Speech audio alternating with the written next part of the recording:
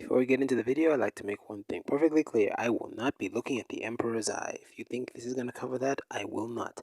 But before I get into the video, I'd like to thank everyone for waiting patiently for this video. Let's get into this.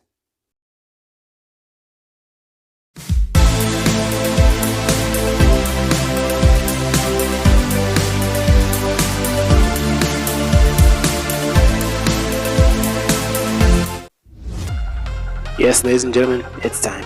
Time to cover a character I've been dreading since the beginning of this series. Akashi Seijuro, or Seijuro Akashi, whichever way you choose to pronounce it, it's up to you. Anyway guys, looking at this character was actually more fun than I thought. When studying Akashi, I realized that a lot of skills he has can actually benefit players who are actually short, since a lot of people say basketball's for tall people. But if you're short, studying Akashi is actually a good way to help improve your game. So in this video we're going to look at 3 elements of Akashi's game. We are going to look at his dribbling skills, his positional awareness, and his defensive reflexes. So let's get into this video. Oh, and before we get any further, please do not forget to subscribe to the channel, like, comment, and share this video. So now let's get into Akashi's dribbling. Before we get into Akashi's dribbling, I have to address one thing that I know people are going to ask, so let me get it out of the way right now.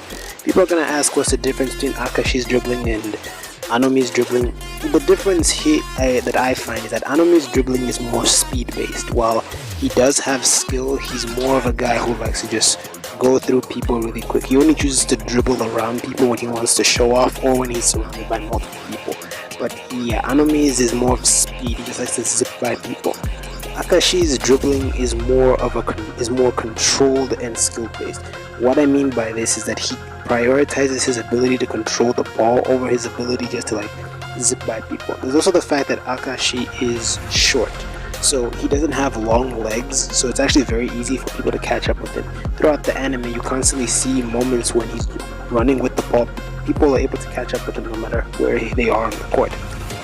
So also being short gives him a better center of gravity, so he's able to better control the ball. If you look at other athletes in other sports, the best example I can give is Lionel Messi. He's short. He has a much better control with the ball than most tall players, and he's a football athlete, mind you. So here you can see Akashi maneuvering through, taking advantage of his small frame, and because he's short, giving him a lower center of gravity. Just like there, somebody tried to get the ball from him and he dodges. He maintains incredible control of the ball. No matter what someone tries to do, he's able to maintain great control of the ball and able to keep possession. He doesn't lose his balance at any point, which is quite incredible. So like I mentioned, anytime Akashi has the ball, people will always catch up to him. That's why I feel he prioritizes. Even this scene here where Kagami was in the zone, in fact they were both in the zone, Kagami was able to get ahead of Akashi many times, but Akashi just using the Emperor's Eye. I should have mentioned this before, I do not like the Emperor's Eye. So yeah, using the Emperor's Eye, he was able to predict Kagami's movements, but on multiple occasions Kagami was able to catch up to him, despite Akashi having a head start. Forgive that mistake. Even this scene here, again in the anime, Koroko and Teppei both caught up to him, and they tried to stop him. They failed, of course. So we're looking for agility, controlled movement over speed. So we're going to start with the agility ladder. Here we're just working the reflexes in our legs to gain better control of them. This way, when you want to tell your leg, like your left leg, move left, it moves left. You want to tell your right leg, move left. You want to tell your left leg, move right. The other thing also you're going to want to do is practice your ability to change direction and just stop moving left to right. So here I chose to use small weights. There were no cones. You can use cones, you can use blocks for this. So like here you see me stop, turn, go, just like that. And if you have a basketball when doing this, I highly recommend you do that because it's going to be way better and more effective. So yeah, the idea here is you're not just going for control more than speed. Just like Akashi, you want to be able to maneuver through people and maintain control of the ball at all times. So yeah, you see me here doing this back and forth. Yeah, this is a good point. I hope you all can see the small weights. They are small, but yeah. But you can combine this with the agility ladder drill and do them, so to do one straight into the other, so like I'm about to show here. So I use the small weights again. I hope you can see them on the ground. If you can't, I apologize. But yeah, so let's say you would start on the agility ladder maintaining control, and then once you're done, you would immediately go into maneuvering around the cones. If you have a basketball, once again, I highly recommend you do that. So yeah, you can do whatever routine on the agility ladder and then maneuver through the cones.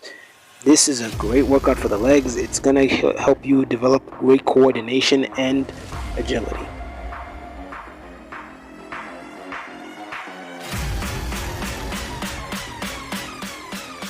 The next thing we're going to look at is Akashi's positional awareness. Now, this is more a skill than something you can train in the gym, but it is something you can improve on. Now, let me first establish what exactly positional awareness is.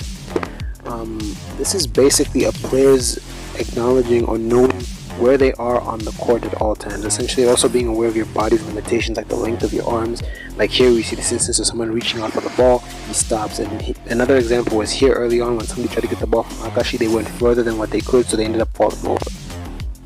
Another example by Akashi, ironically here, is when he overextended, reached for the ball, and ended up going too far and coming out of position.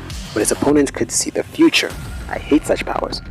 So Akashi has a general good sense of positional awareness. He knows how long his arms are, so he knows how to reach out at the right point and stop at the right point. He knows where to stand and be aware of where he is at the court at all times. The agility ladder, again, this is a good cue to remember.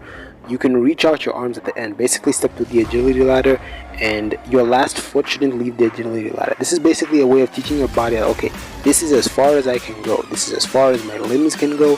Anything beyond this is me coming out of position and I will be compromised, so let me just retract back. This is something that you can do. It's a very short drill. You can do this on either side, front or back. Like I said, your last foot shouldn't come out of the ladder. You should stop just to realize, hey, this is as far as I can go.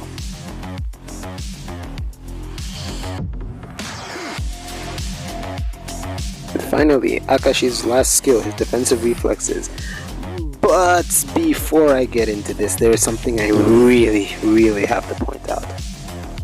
The anime heavily implies he cannot do this skill without the Emperor's Eye, which I hate, because this is actually a very important and critical skill for someone so short. If you can master this, or at least if you can improve on it, it will benefit you no matter how tall you are, and it is a very great skill to have. So I still think it's important to cover. But once again, I know someone's going to comment, but doesn't he need the Emperor's Eye for this? But let's bring this down to real life, people. We can't all see the future. So let's explain what this is. This is basically Akashi's skill to reach out his hand and intercept the ball. What makes this skill so critical is that even though he is short, there is always a point in a basketball game where a player is going to move the ball into his height. If they're dribbling the ball, they're going to have to move the ball from the ground to about their chest to take a shot. During that moment when they're moving the ball in between those different ranges, Akashi can extend his hand and knock the ball out of their hands. And this goes with the positional awareness skill because he has to stand close enough that he can reach out and not be out of position. Like here, he did this to Midorima, and he also did it to Murasaki Bara, who tried to get by him, but Akashi simply extended his hand and knocked the ball out.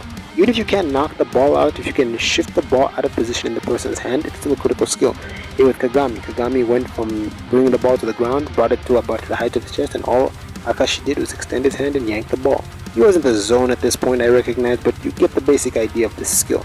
Here's another example, simply extends out his hand when the ball is in motion or in transition from going to the ground to about chest height. Again, you get the gist of the skill. It's very critical to have, and most of us do attempt to do this, but we often fail, and this goes back to the positional awareness. We overreach, so that's why that positional awareness skill is actually very critical. We're going to use the agility ladder again with a tennis ball. I'm going to use that positional awareness thing again. So here I bounce the ball on the ground, and then I should step one foot into the ladder and reach no matter where the ball is. If you have, let's say, a friend, and they can have two tennis balls, what you're going to do is have him hold both of them, and then he's going to drop either one, and you're going to have to reach out for it. Now here I'm trying to reach for the ball and not be out of position in the ladder. So yeah, this is a basic one, and these drills are all basic and just a bit of examples. But if you can find a partner to help you with a lot of these drills, that would be way better. But these are just solo drills since I train by myself, and yeah. Another way you can actually help improve the reflexes on the arms in general is get a resistance band, tie it to a wall or something like other, and then just reach out. Just reach out. This really will improve the reflexes in your arms specifically, your whole body as well. I actually use this for my boxing training, and it has greatly improved the reflexes in my arms, because whenever I play basketball, I'm actually very fast at reaching out my hands now because of it. So yeah, these are just some of the drills that you can do. They're all basic, they're all stuff you can do solo, but they are partner drills you can work on. And yeah, I hope you guys appreciate these workouts. So a few things you should work on. Number one, practice your dribbling so that you can have good ball control and good maneuverability and agility. Also some speed of work. You can do sprints like these. Like I know I said Akashi isn't fast, but you can do sprints like this. But even though he's not fast, that doesn't mean he's slow either. So yeah, just practicing to get your speed up there so you can maneuver quickly.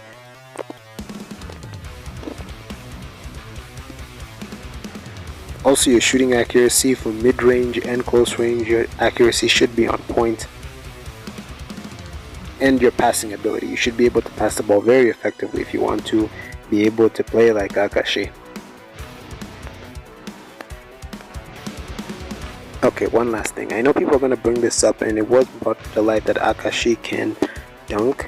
However, this isn't a skill I would train, or I would recommend if your goal is to train like Akashi. Like, don't get me wrong, you can train this. Like, you can do stuff like jump squats, box jumps, weighted squats. In fact, you can also watch the video I did on how to jump like Kagami. That's a good point, but I wouldn't recommend this for Akashi for a similar reason to Murasaki Bara. Let me explain. Akashi is established as a psychological warfare sort of guy. Like, he was dunking specifically to mess with Kagami, sort of a way to show, oh, you think you're special because you can dunk, I can dunk too. The reason I say this is because if he could dunk, why wasn't he doing it in the other game we saw before this? He never dunked when he played against Midorima. He was just doing layups or mid-range shots, and that's really the thing. He also when he played against Murasaki Bara, he could have done it. Speaking of Murasaki Bara, I use him as an example because I feel like if Akashi was to jump with his height, he would use a lot of energy just to reach the rim. So I don't think it's something that he would do for his height. It would drain him too much and make him too tired too fast. But then again, this is up to you. If you think differently, please argue in the comment section below, but let's keep the arguments very civilized. I think he only dunked just to mess with Kagami. And so what do you guys think?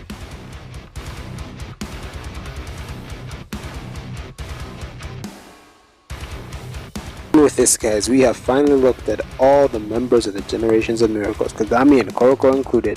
Guys, thank you so much for joining me on this series to cover these characters from Kuroko no Basuke, and I apologize that uploading these videos took way longer than I thought it would. This series should not have taken this long. It has been more than a year since I started, but yeah, life got in the way. I just wanted to say thank you so much to everyone who's watched every video of mine up until this point. Thank you so much. Thank you to all the new subscribers. Do not worry, I'm not done with Kuroko no Basuke. There's still a bunch of characters I want to cover. And yeah, guys, this isn't the end. This is just the beginning. I also want to start covering characters from Hajime no Ippo. I just wanted to say a special thank you to everyone who has watched these videos, who has been giving my videos a chance, and has been liking these videos, sharing my videos, and have subscribed to the channel. Guys, thank you so much. And speaking of that, please do not forget to subscribe to the channel, like, and hit that bell notification so you don't miss a new video. Alright guys, once again, thank you so much, and I need to start getting to work on the next character. Peace.